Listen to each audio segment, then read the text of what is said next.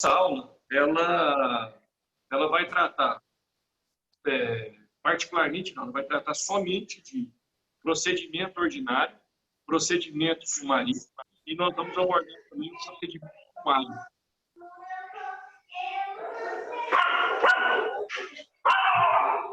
Opa! O cachorro ficou bravo. Opa, menino!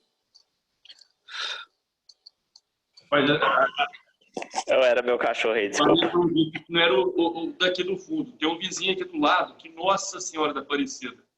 Eu acho que vai dando agora 9h15, 9h20, ele dá uma surra no coitado do cachorro, mas fica latindo até de madrugada. Deus é mais. Pessoal, então nós vamos tratar procedimento ordinário, procedimento sumário e procedimento sumaríssimo.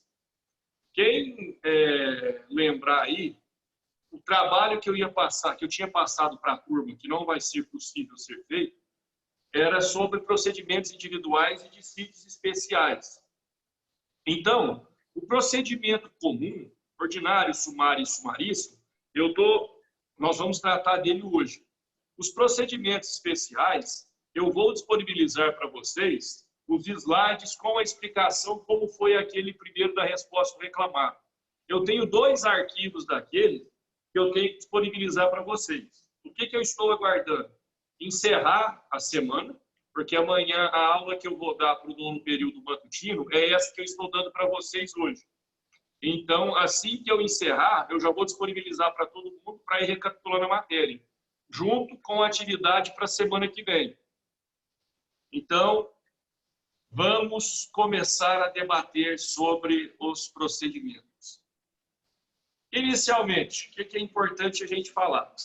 Processo e procedimento, eles possuem conceitos distintos. No entanto, é importante a gente frisar que eu não tenho um processo sem procedimentos e não basta ter apenas procedimentos se eu não tiver um processo. Ou seja, esse meu processo, ele será um rito praticado por meio de diversos procedimentos. No processo do trabalho, especificamente, eu tenho 3 procedimentos comuns. Um não é tão comum assim, porque ele já é um rito que está em desuso. O primeiro procedimento seria o procedimento ordinário, que é o procedimento mais complexo, é aquele procedimento que abrange tudo aquilo que não é comportado no sumário ou no sumaríssimo. O segundo procedimento que eu tenho é o procedimento sumário. Ele é de 1970, ele trata sobre aquelas ações limitadas a 2 salários mínimos. E o terceiro procedimento comum que eu tenho é o procedimento sumaríssimo, que ele foi criado no ano de 2000 e ele serve para tratar aquelas ações cujo valor da causa não sejam superiores a 40 vezes o salário mínimo. Então, vamos lá. Nós precisamos tratar do processo como um todo, nós precisamos entender que na justiça comum, eu agora descobri um recursinho nesse Zoom aqui. Matheus, bela bandeira aí no fundo, viu? Capaz que eu vou colocar até a sua filmagem aqui para todo mundo ver, para doutrinar todo mundo. Já que eu não posso fazer isso aqui da minha parte, muito obrigado por ter feito. Na Justiça do Trabalho, considerem que nós temos 2 grandes grupos de procedimento. Os 2, Justiça do Trabalho. Aqui é o procedimento comum. Aqui são os procedimentos especiais. Então, por esse procedimento comum, eu tenho o rito ordinário, o rito sumário e o rito sumaríssimo.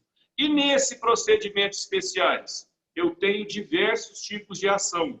Eu tenho a ação de consignação e pagamento, eu tenho o dissídio coletivo, eu tenho a ação civil pública. Nesse daqui, eu tenho um inquérito para apuração de falta grave. E eu tenho diversos outros tipos de procedimentos que eu vou tratar com vocês nos slides. Então, aqui, eu quero que vocês fixem isso daqui, que é o que nós vamos tratar hoje. É aquilo que tem de mais recorrente na Justiça do Trabalho. As ações pelo rito ordinário, as ações pelo rito sumário e as ações pelo rito sumaríssimo. Essas daqui, outra ação também que poderia colocar aqui, o mandado de segurança.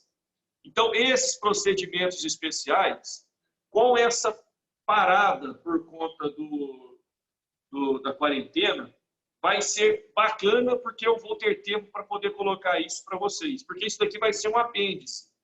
Nós não teríamos condições de ver da forma como nós veremos agora essa parte, porque como eu estou fazendo essa videoaula e esse material que eu estou gerando, ele não está indo para aquele nosso conteúdo diário de aula, vai ficar muito mais completo do que a apostila que vocês já tinham.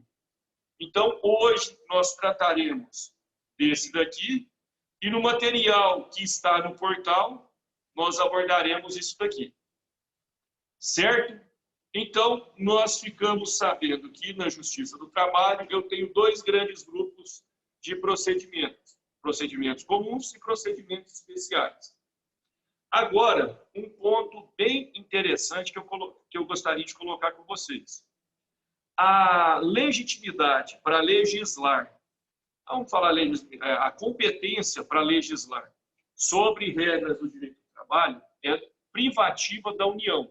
Então, ela não comporta delegação. Eu não posso ter estados e municípios legislando sobre aspecto trabalhista. Professor, antes de a gente avançar, o artigo 486, ele se aplica aqui? Não, ele não se aplica aqui.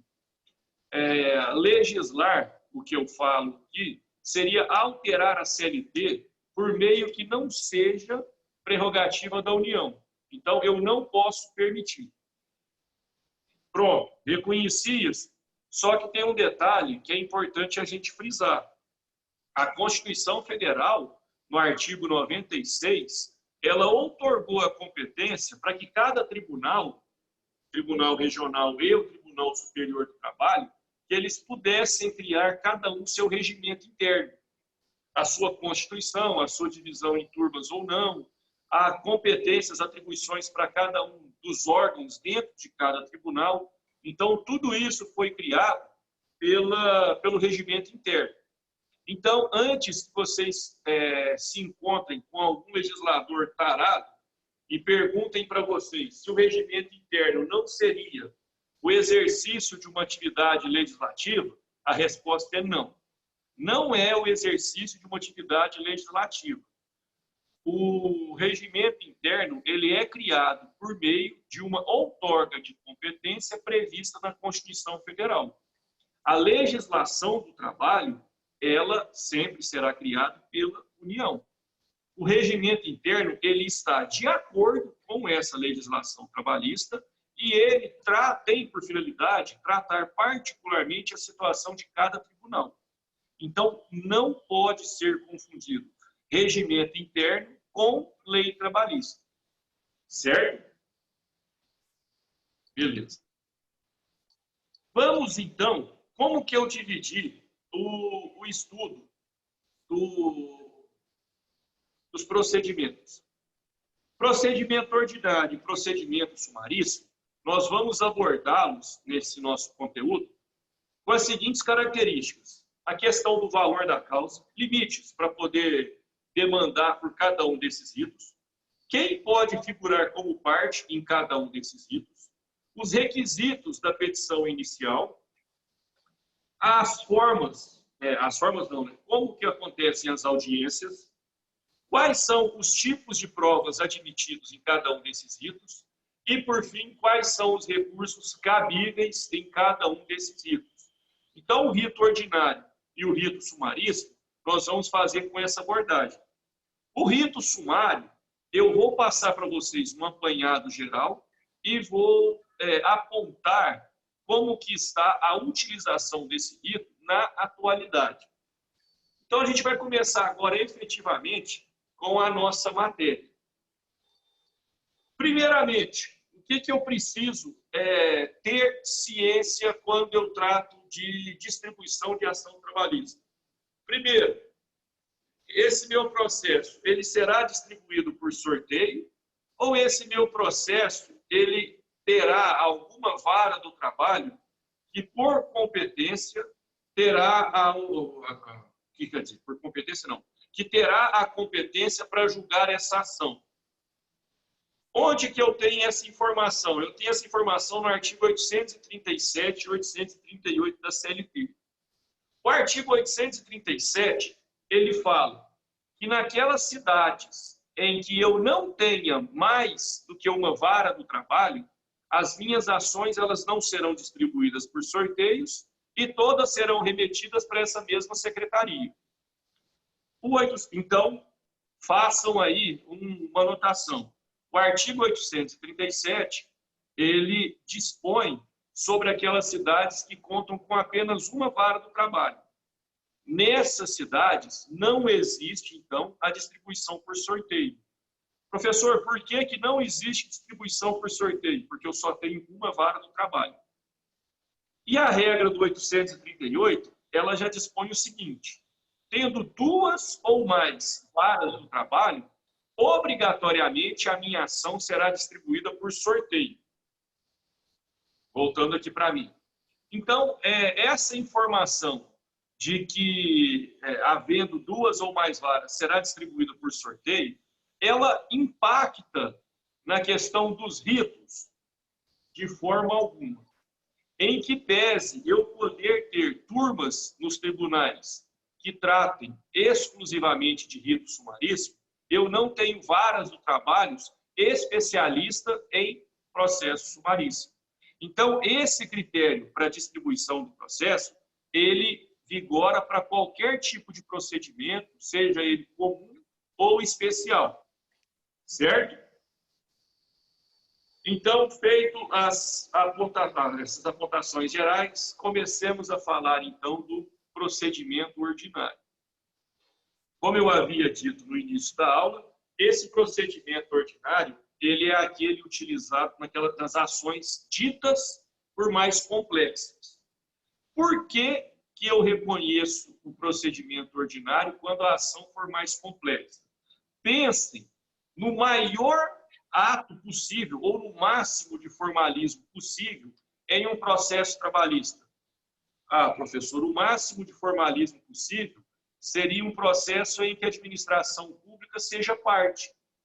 Pois bem, esse máximo ele vai ser possível no rito ordinário.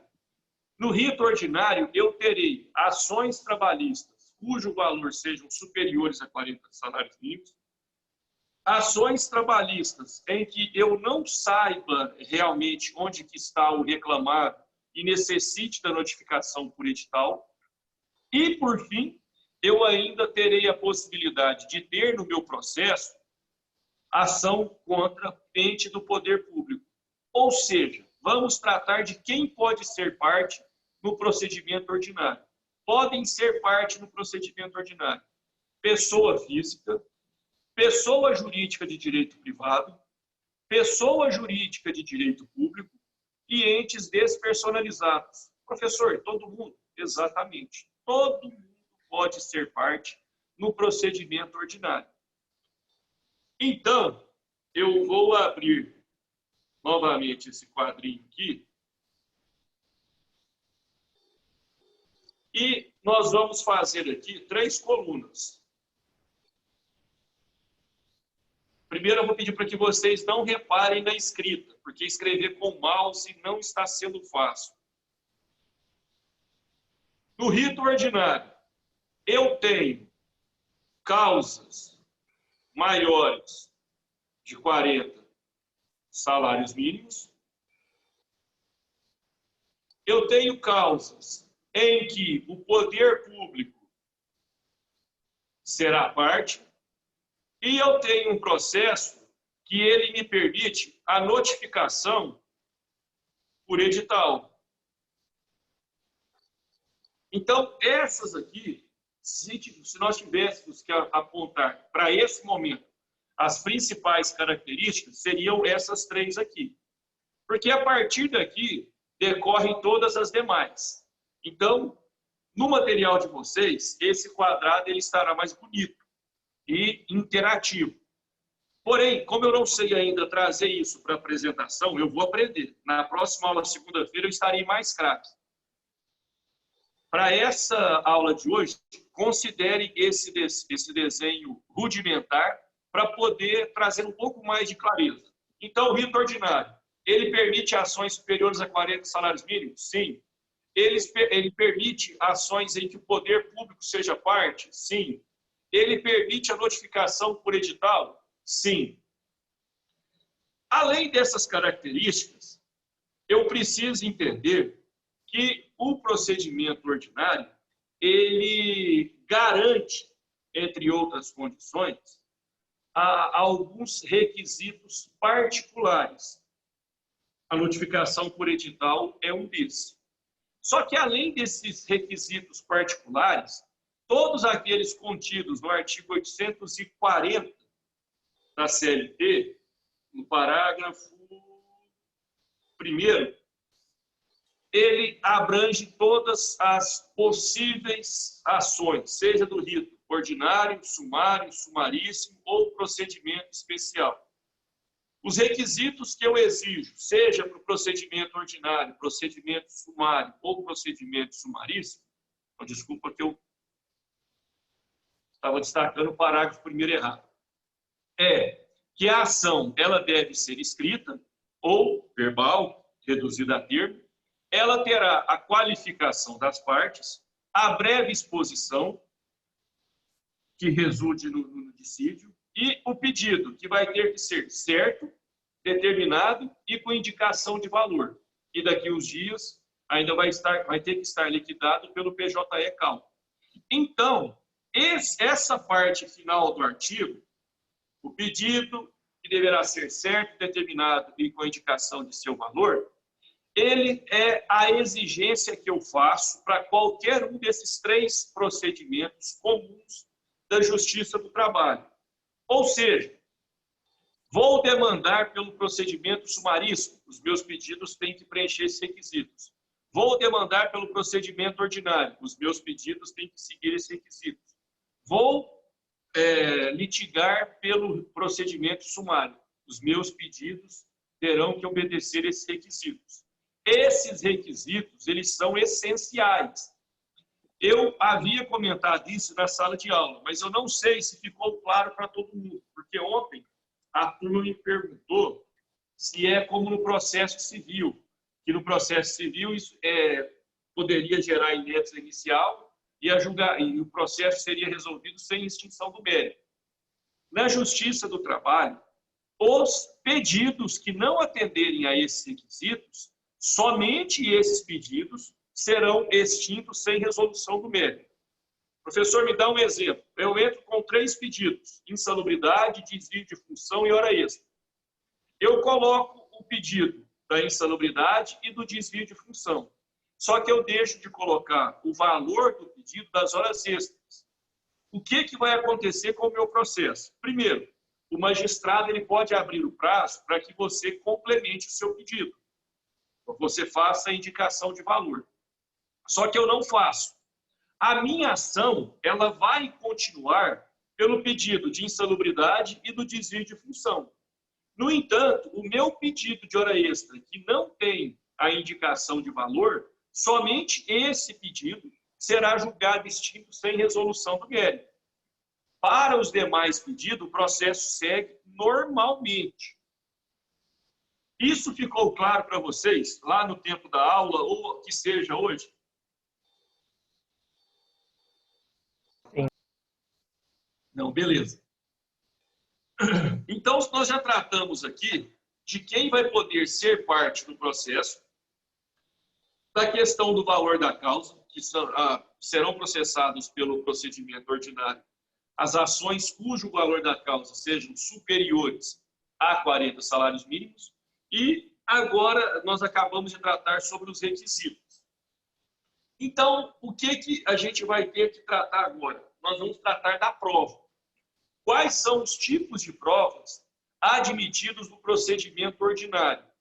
Todas. Todas as provas serão admitidas no procedimento ordinário. Quando eu digo todas, gente, eu falo inclusive da prova emprestada, nos termos que nós falamos na última aula.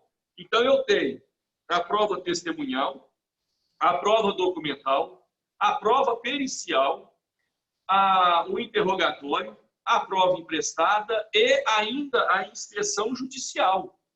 Qualquer tipo de prova eu vou poder produzir no procedimento ordinário. E, pessoal, eu gostaria que, agora que nós já tratamos da prova, o rito ordinário, em tese, ele está dividido em duas audiências. A audiência inicial e a audiência de instrução e julgamento. Porém, a realidade, ela traz uma situação diferente. Eu acho até que o Mário, pelo tempo que ele fez estágio, ele deve estar habituado. Vocês estão conseguindo ler o que está escrito aqui nos 3? Isso daqui é o material que vai para vocês. No rito ordinário, eu tenho essa audiência inicial. Nessa audiência inicial, o que vai acontecer? Eu vou receber a defesa. Nessa audiência inicial, eu vou propor a conciliação. E nessa audiência inicial, eu ainda vou perguntar quais os tipos de provas a serem produzidos. Deixa eu aumentar aqui o tamanho do... Quais são os tipos de provas a serem produzidos? Nessa audiência inicial, a minha finalidade é receber a defesa, propor a conciliação. Não sendo possível a conciliação, as partes vão requerer todas as provas que elas entenderem necessárias. E, a partir daí, o que vai acontecer? O magistrado vai designar a data da próxima audiência. E qual que é a próxima audiência? A próxima audiência é essa daqui, a audiência de instrução e julgamento. Na audiência de instrução e julgamento, o que eu vou ter? Eu vou ter o interrogatório,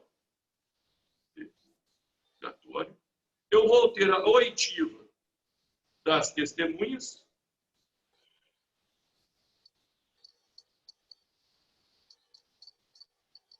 eu vou ter as razões finais, que podem ser remissivas ou não,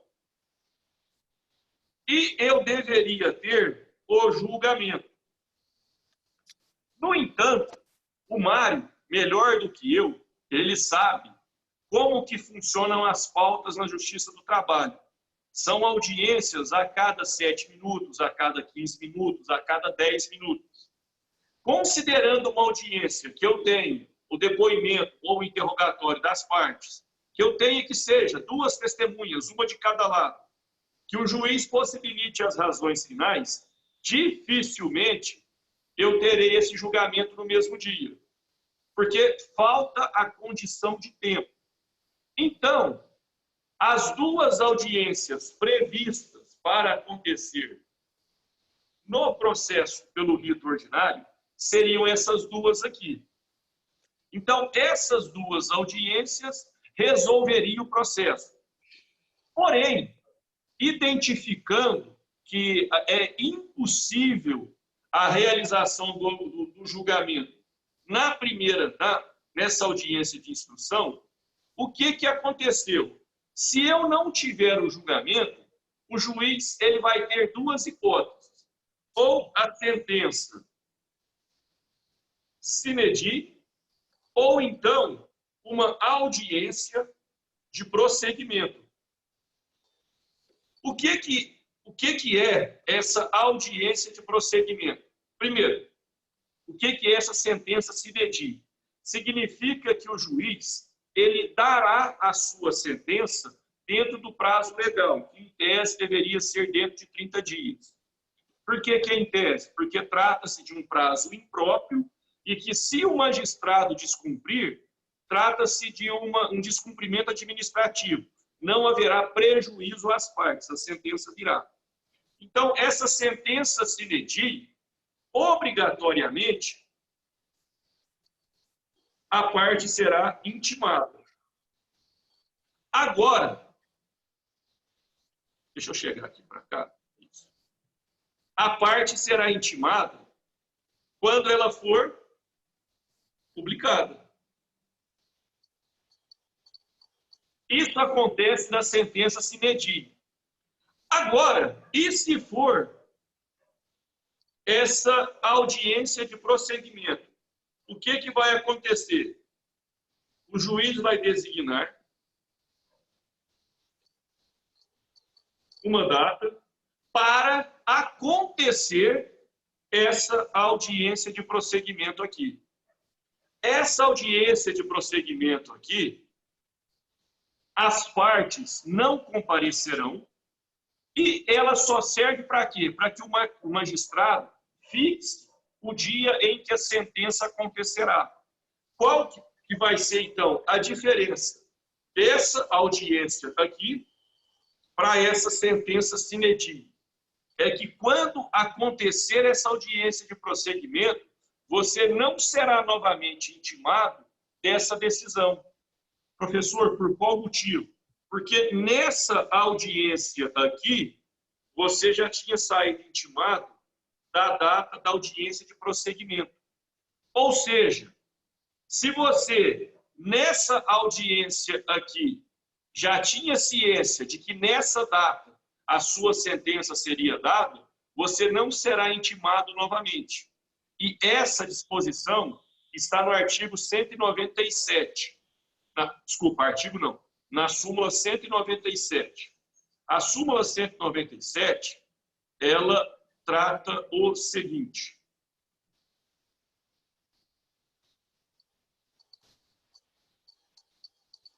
O prazo para recurso da parte que, intimada, não comparecer à audiência em prosseguimento para prolação da sentença, conta-se de sua publicação. Ou seja, vamos voltar lá para aquela tela. A súmula 197, ela fala que quando o juiz designar essa audiência de prosseguimento, você já vai ter saído intimado dela dessa própria audiência. Então, a minha audiência de instrução, ela aconteceu hoje, dia 2 de abril. O juiz designou uma data para prosseguimento no dia 27 de abril. No dia 27 de abril, quando o juiz fizer essa audiência de prosseguimento, eu não serei intimado da decisão. Por quê? Porque nessa audiência do dia 2 de abril, eu já tinha saído intimado. Professor, agora vamos ser práticos. Qual que é a consequência dessa audiência de prosseguimento? Vocês não têm ideia da quantidade de advogados que perdem o prazo esperando serem intimados dessa decisão. São muitos colegas que haviam recurso para poder debater a ilegalidade dessa súmula 197, mas eles não vão conseguir. Porque essa súmula 197, ela veio para limitar essa ausência de data possível em uma sentença sine die. Ou seja, o magistrado tem dois caminhos: ou uma sentença sem data estipulada, ou uma audiência de prosseguimento em que a minha decisão deverá ser dada nessa data. Pois bem, se eu cumprir essa data aqui, a parte não vai precisar ser intimada.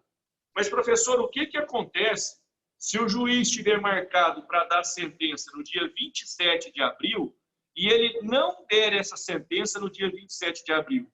Aí, essa audiência de prosseguimento perde o seu efeito e a sentença transforma-se em sine die. Ou seja, se não respeitou a data designada para o prosseguimento, quando o magistrado sentenciar, as partes deverão ser intimadas. É um pouco complexo. Sem o quadro e falando longe da sala para vocês, eu me sinto perdido no intuito de saber se vocês conseguiram compreender. Então, agora, todo mundo pode abrir o microfone e respondam com sinceridade. Entenderam? Se não entenderam, entenderam até que parte? E o que não ficou claro, para eu tentar, de qualquer maneira, explicar para vocês. Essa audiência, ela é só para prolatar a sentença ou o juiz, na audiência mesmo, começa a redigir a sentença? Na verdade, o nome audiência é só um costume, porque isso daí não é nem apregoado às partes. O magistrado ele vai dar essa sentença no horário compreendido das 6 da manhã até as 8 da noite. Ela não consta da pauta, simplesmente isso. Entendi. Então é a data que vai sair a sentença. É a data que vai sair a sentença.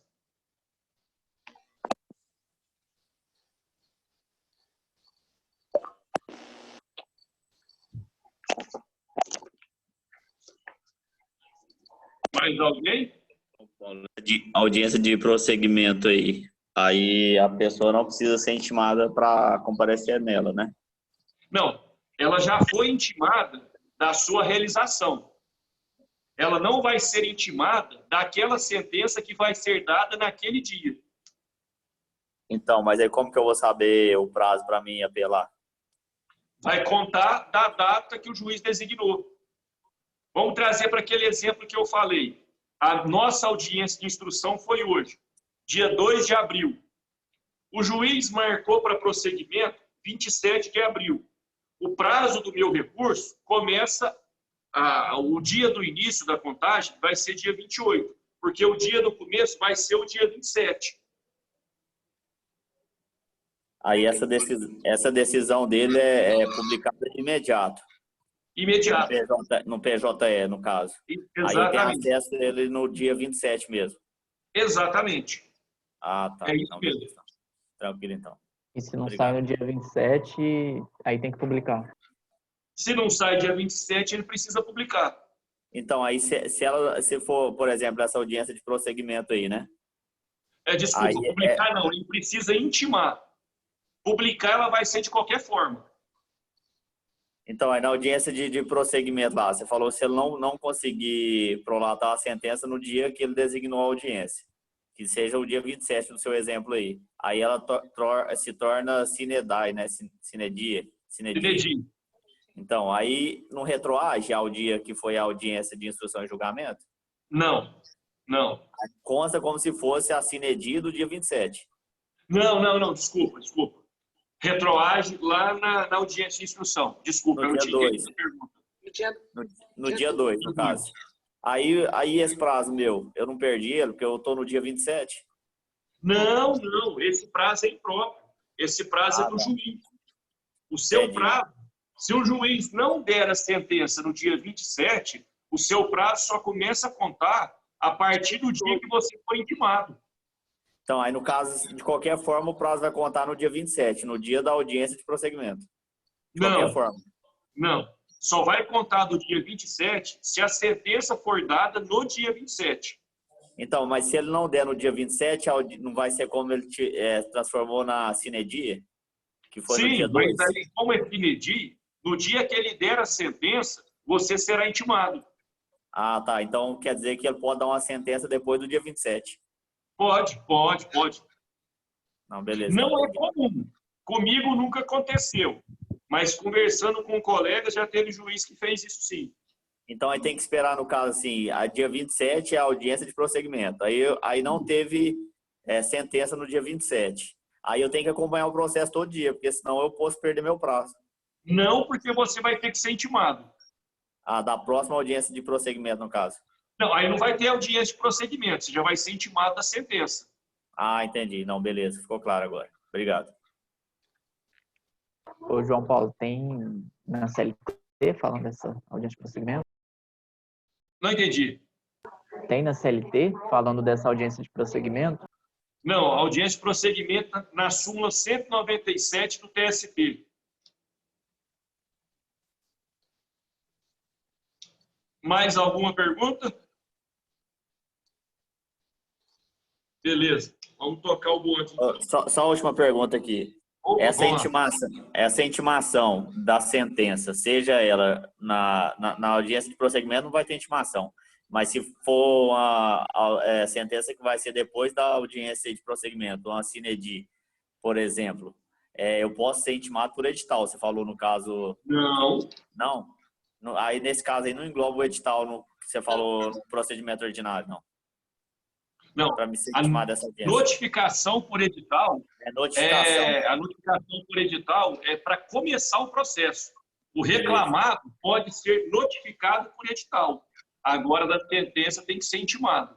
Ah, professor, mas e se ele foi notificado por edital, ele não compareceu no processo? Aí a intimação vai ser pelo sistema. Entendi. Tá certo, então. Obrigado.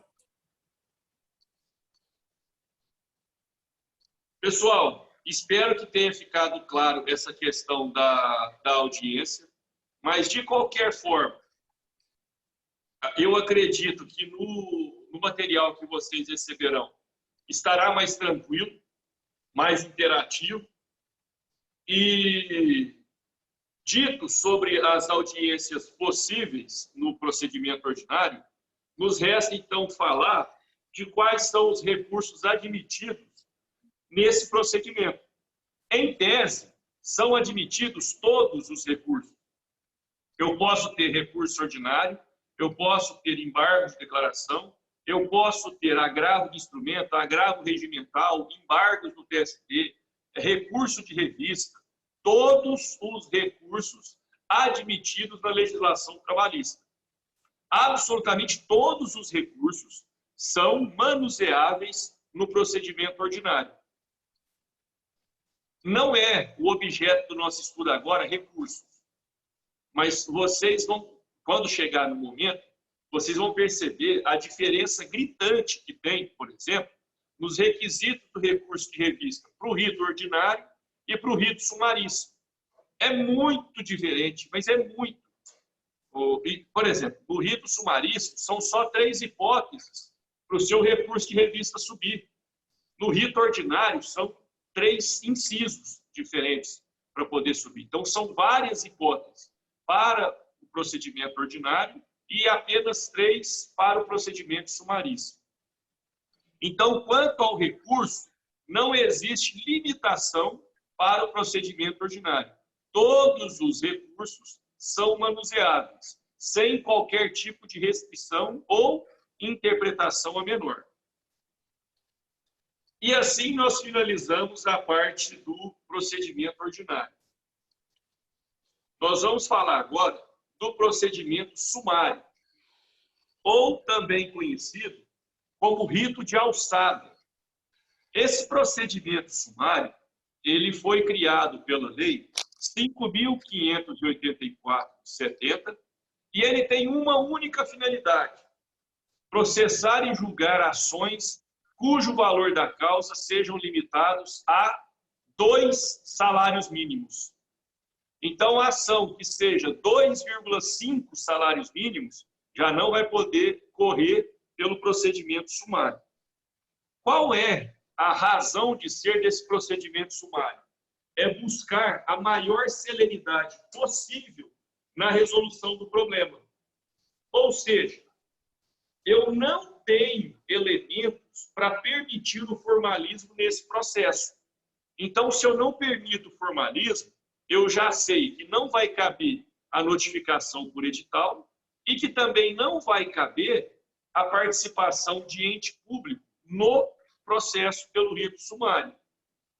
Então, o rito sumário ele vai ter pessoa física, pessoa jurídica de direito privado e entes despersonalizados em uma ação cujo objeto seja inferior a 2 salários mínimos. Agora começa a parte controversa desse rito. Primeiro, esse rito ele não permite recurso.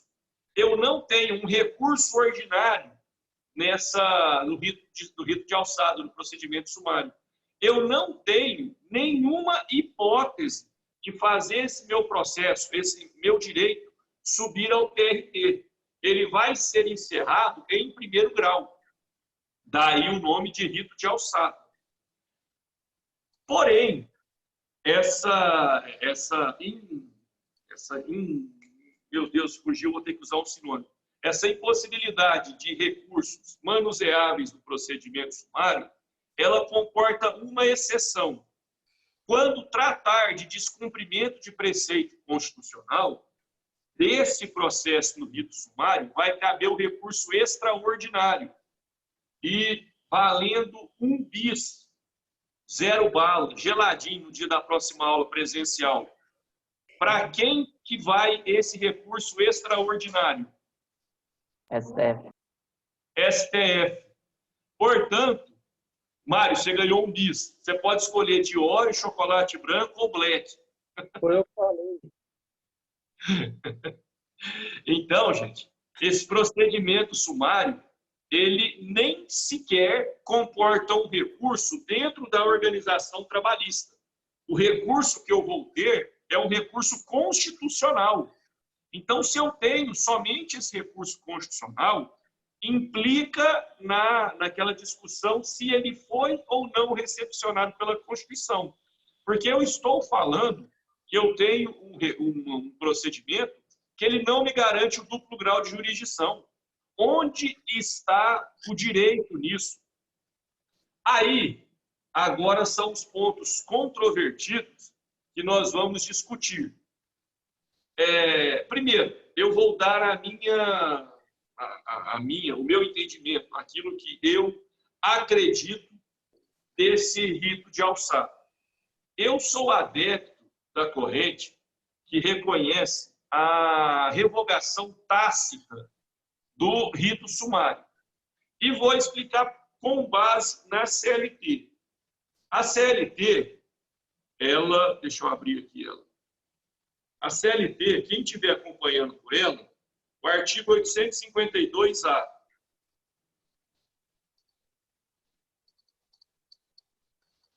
O artigo 852-A, ele fala o seguinte: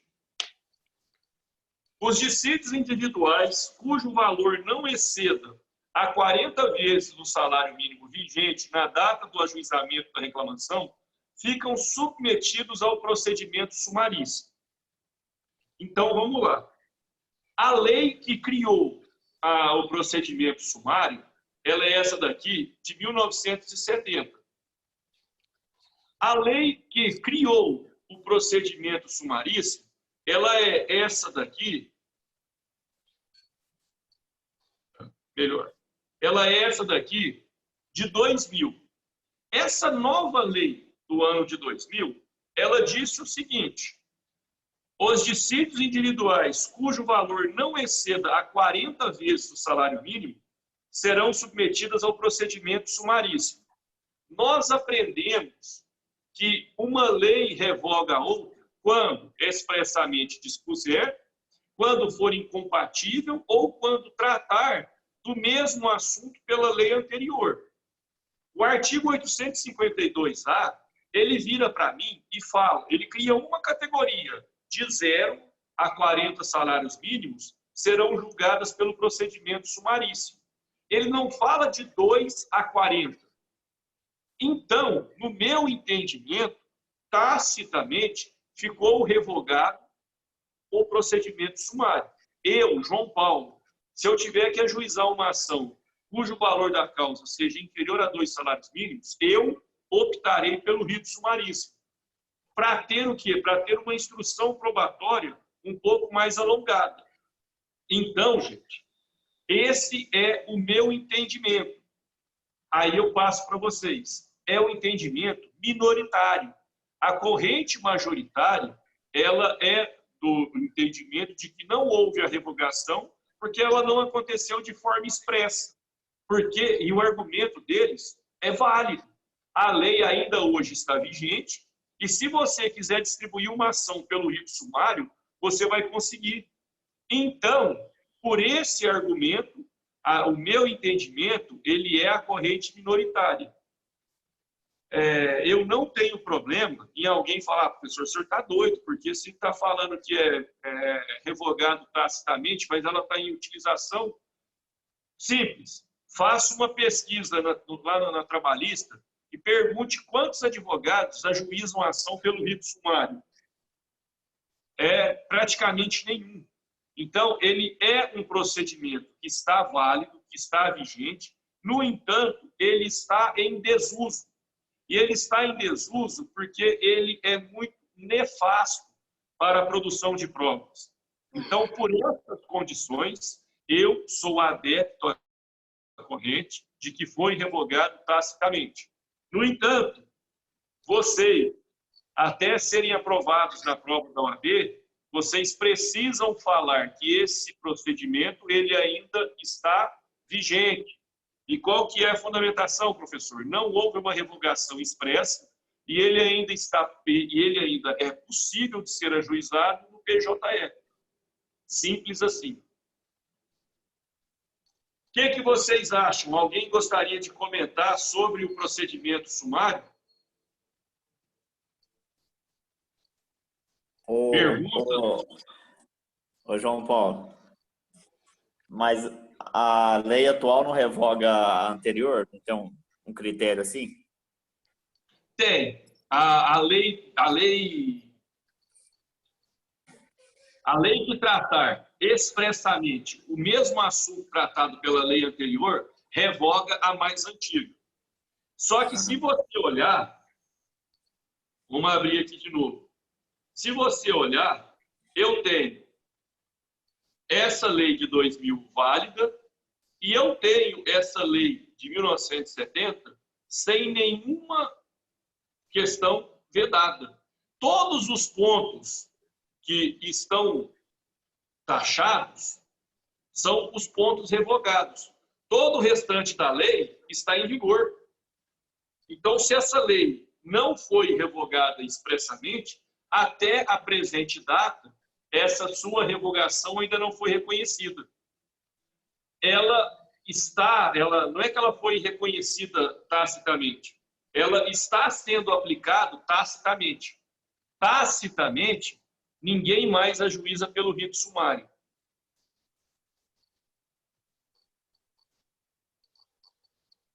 Quanto à produção de prova, ela é mais restrita?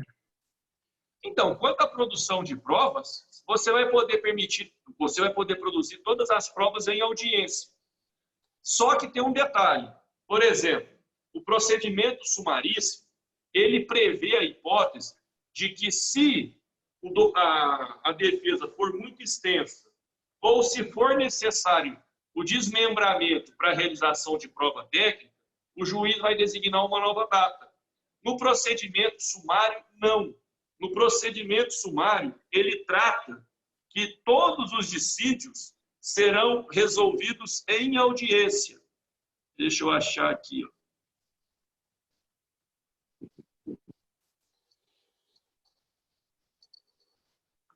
Então, por exemplo, uma ação declaratória seria viável? Uma, por exemplo, para fim previdenciário. Desculpa, não entendi. Por exemplo, uma ação declaratória para fins previdenciários. Nesse caso, talvez seria possível? Não. Eu iria pelo rito sumaríssimo. Eu falei que não cabe prova pericial, cabe sim. No procedimento sumário cabe prova técnica, para ser realizado no prazo de 8 dias. Vou corrigir o que eu havia dito anteriormente. Ainda que seja ação declaratória, eu não recomendo o procedimento sumário por conta da sua pequena margem para a produção de provas. Não é uma ação viável. E também por causa de recurso, né? Oi? E também por causa de recurso.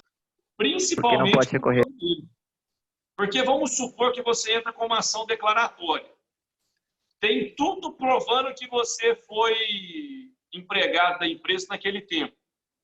Mas como a gente não trabalha com contrato de resultado, o nosso papel é simplesmente fazer, levar ao conhecimento da justiça o seu direito, eu posso permitir um julgamento contrário. E qual o recurso que eu teria? Isso faria uma coisa julgada, eu não poderia discutir porque já foi tratado uma vez e perdi meu direito. Então, é melhor o procedimento sumaríssimo, porque nesse aspecto eu garantiria um duplo grau de jurisdição. Certo, pessoal? Então, passar... eu até brinquei ontem com a turma do matutino. A minha avó, ela tinha uma definição muito boa para esse rito sumário. Ela vale a mesma coisa que vale um desodorante para cobra. Não vale nada. Não serve para absolutamente nada. É gastar a vela com defunto ruim. Parte para o procedimento sumaríssimo, que a alegria vai ser maior. Agora, então, a gente vai entrar no procedimento sumaríssimo. O procedimento sumaríssimo, ele, até o PJ-ECALC, advogados valiam-se dele para ter uma ação mais rápida e um resultado financeiro que não lhes fosse tão prejudiciais. Professor, me explica esse pulo do gato aí. Pessoal, eles faziam todas as suas indicações de valores de modo a sua ação ficar dentro do rito sumaríssimo. Aí, quando fosse executar, veriam que o valor seria superior ao rito sumaríssimo. Mas como você ganhou aquele direito e aquela sua indicação de valor não representava uma liquidação, você receberia todo o seu valor. Agora, com o PJ-ECALC, você já vai ter que entrar com a sua ação com o pedido liquidado, naquele momento da propositura da ação. Então, isso não mais vai ser possível, porque aquela sua indicação de valor, ela não mais vai poder ser aquela representação de um número cabalístico, que você, pessoal, hoje eu vou colocar 5 mil. Ninguém vai fazer essas contas agora, vai fazer só depois, quando for executar. Então, pelo procedimento sumaríssimo, ele foi, graças a Deus, atingido em cheio pelo PJ-ECALC, porque a partir de agora os processos seguirão os ritos, cada um o seu rito obrigatório. Aqui, na questão do procedimento sumaríssimo, gente, desculpa, eu pulei aquele quadradinho que eu estava fazendo.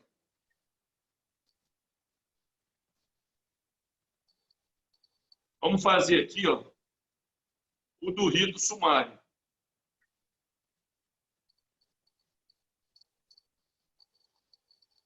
Eu estou escrevendo igual minha filha.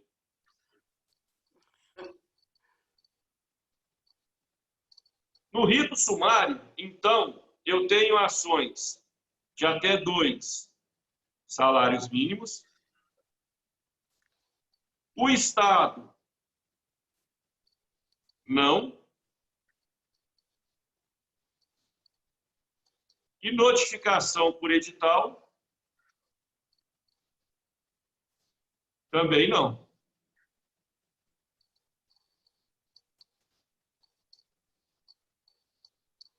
E agora aqui eu tenho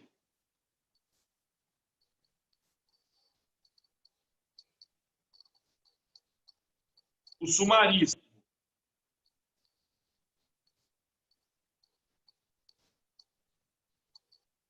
O sumaríssimo, pelo 852A, é menos de 40 salários mínimos. Aqui, o Estado também não.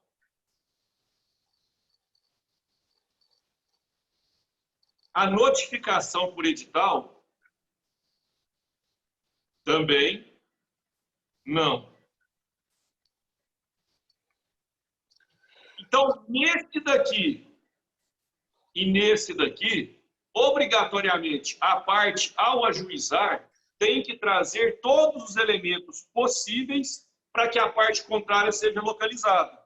Se ela não fizer isso, ela não cumpriu com a sua obrigação e a sua ação vai ser extinta, para que você localize o reclamado.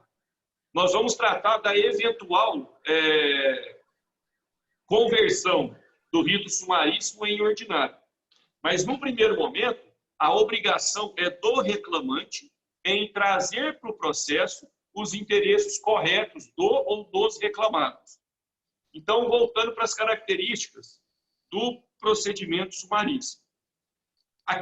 Lembrando, aquela tabelinha, aquelas 3 tabelas que eu fiz, vocês receberão elas um pouco mais bonitas no material de vocês. Então, o procedimento sumaríssimo, causas até 40 salários mínimos, o Estado não vai poder fazer parte. Além disso, além do Estado não poder fazer parte, eu não permito a notificação por edital. Professor, a notificação postal, ela é possível? Sim. A notificação postal, a notificação por oficial de justiça é possível? Sim. A notificação por oficial de justiça é possível. Primeiramente, a justiça ela vai optar por tentar encontrar pelo correio. Mas se esse reclamado estiver fora da cidade ou em local de difícil acesso, ele será notificado pelo oficial de justiça.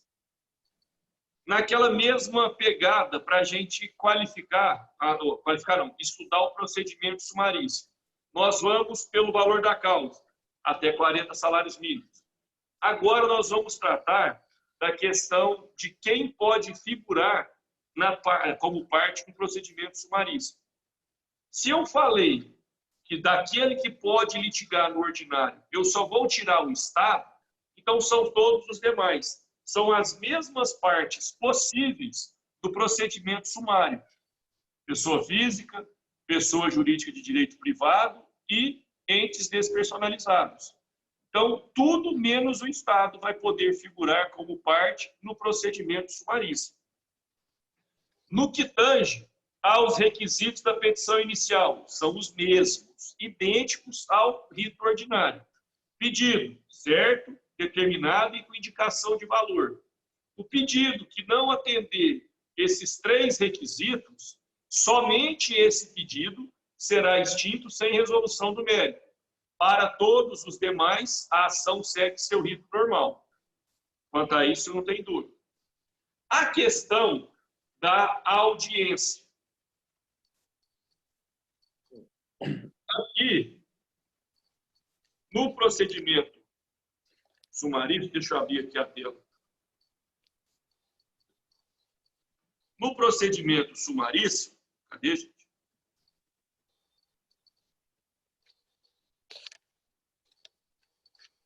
Ó, aqui está escrito errado. Professor, Oi? no tocante à pessoa jurídica de direito privado, qualquer que seja o porte dela, seja a grandeza dela, eu falo, pessoa microempresa. Sim, independente, microempresa, empresa de pequeno porte, SA, limitada, EIRELI, qualquer que for a forma societária. Uhum.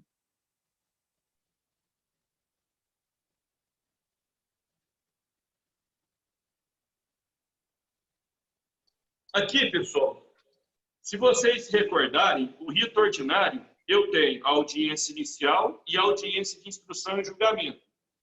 No procedimento sumaríssimo, eu tenho a audiência una. Nessa audiência una, o que ela vai acontecer? Aqui, eu recebo a defesa.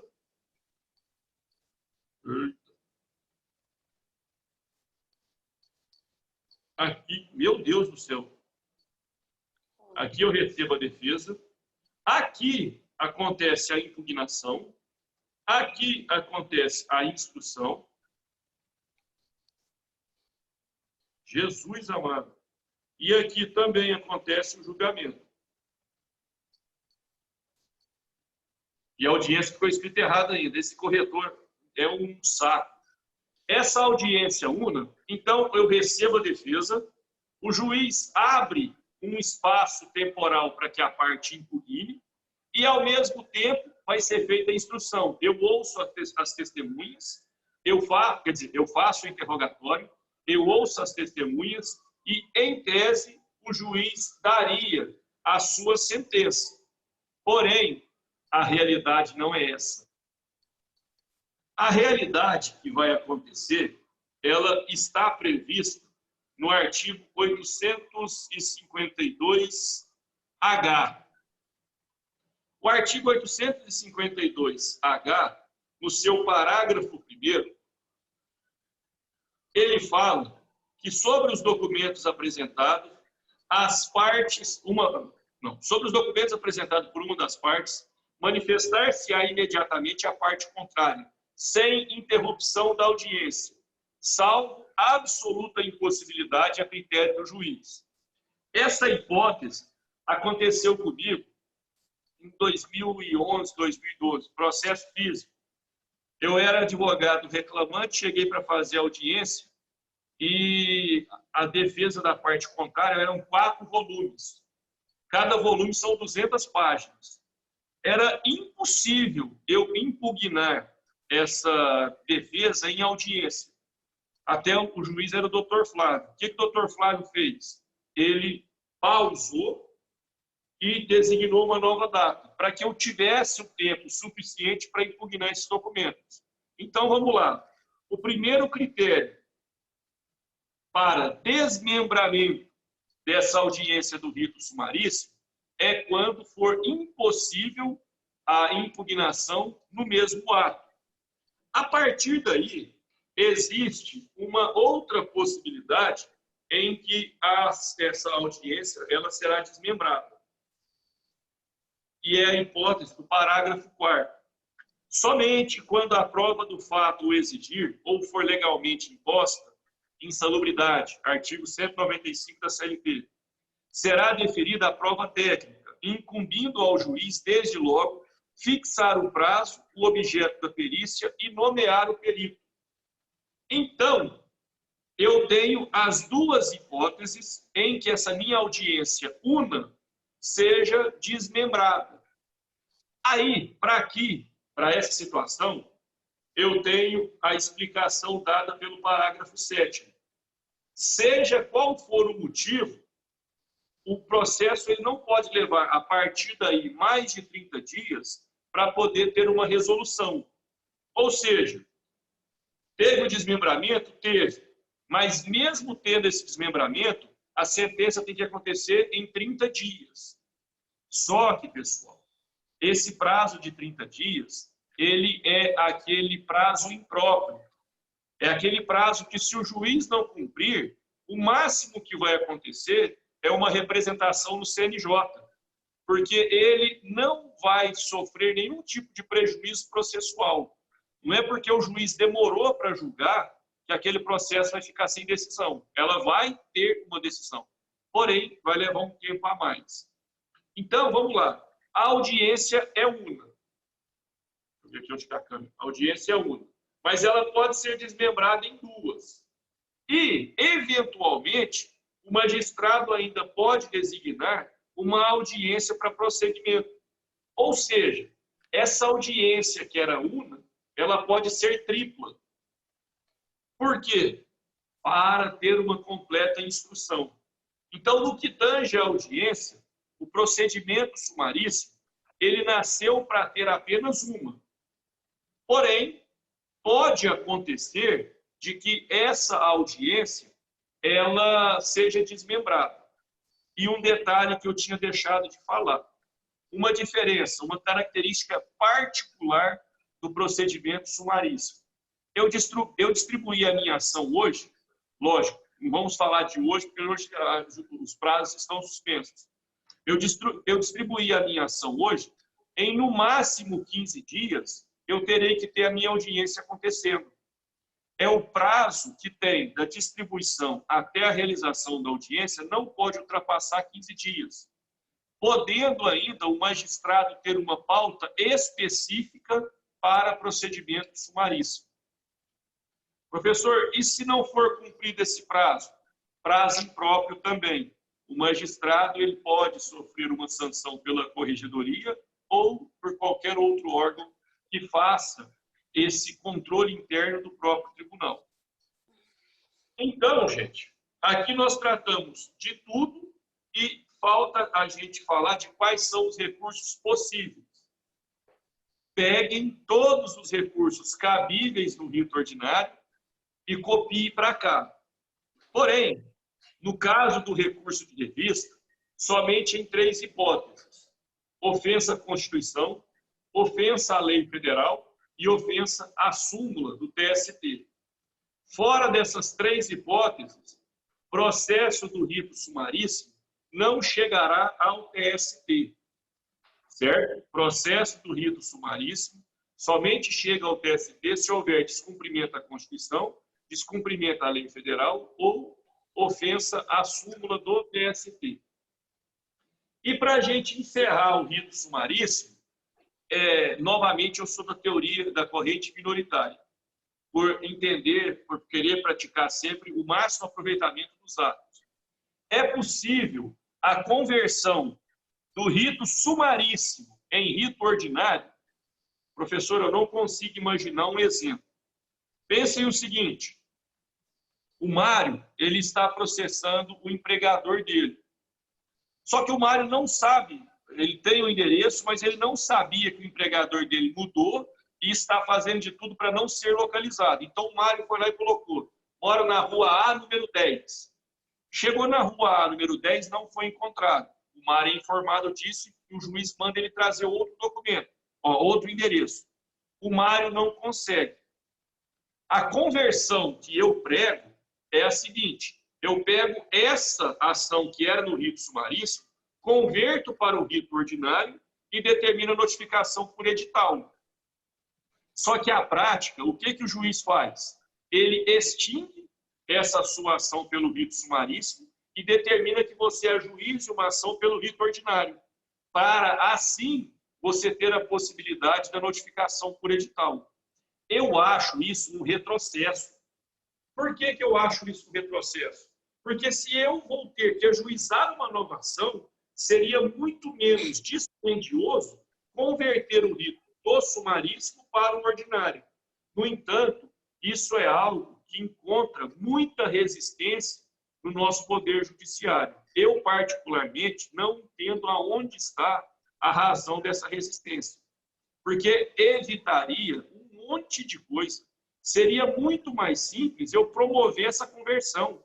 O processo seria mais rápido, não haveria um sentimento de ter negado o acesso ao judiciário.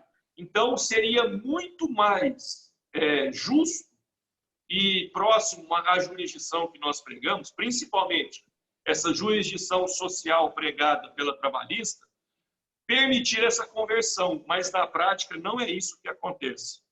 O Mário está aqui e ele sabe que uma vara trabalhista, ele depende de ações distribuídas, de volume de ação, para que eu tenha uma outra vara do trabalho. Então, eu preciso ter um movimento constante para que demonstre que aquela cidade caiba outras varas do trabalho. Então, essa é uma crítica que eu faço. Novamente, afirmo, sou corrente minoritária, mas eu entendo, eu vou pelo lado da lógica.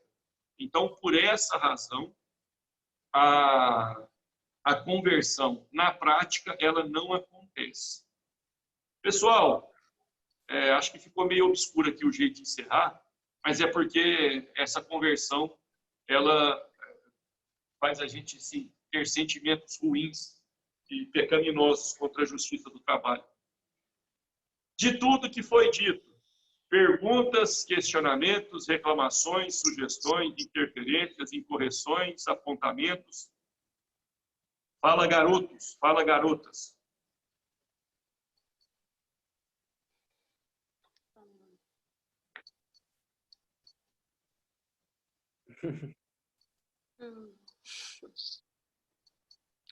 Foi. Aí. Tava tentando falar e não tava saindo. Um arquivamento desse, que não consegue citar a reclamada no endereço.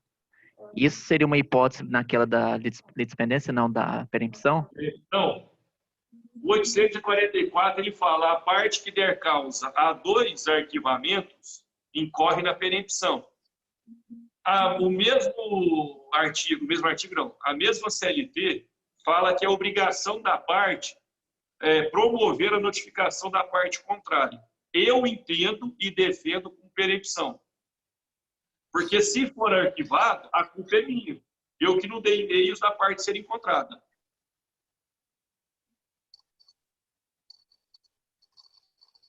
Mais alguém, gente? Perguntas? Perguntas? De mais perguntas?